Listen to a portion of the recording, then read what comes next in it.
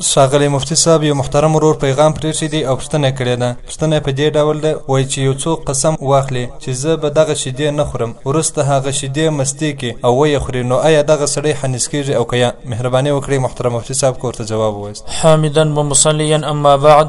د محترم ورور د پوښتنې په جواب کې علمای کرام فرمایي که یو څوک داسې قسم واخلي چې زه به دغه شیدې نه خورم، بیا د هغه شیدو څخه مستې جوړې کړلې او هغه مستې یې وخوړلې، نو که چیرې هغه کس یوازې د شیدو د نه خوړلو نیت کړی و، یعنې ده دا قسم اخیستی و زه به دغه شیدې نه خورم، نو په دې سره بیا دی نه حانثېږي، ځکه د ده قسم دا در شیدو پورې مقید و او مستې دا بیا جلا جنس دی. البته که چیرې ده په نیت کې دا ول چې شیدې یا د هغه څخه چې کوم شی جوړیږي داسې نیت یې کړی و، نو په دغه صورت کې بیا که چیرې دا مستې وخوړلې بیا دی حانثېږي. فتاوای خانیه جلد اول صفحه 580، رد المحتار جلد دریم صفحه 104، همدا ډول هدایه شریفه جلد دوهم صفحه 466، مجمع الانهر جلد دوهم صفحه 180. والسلام علیکم ورحمة الله وبرکاته.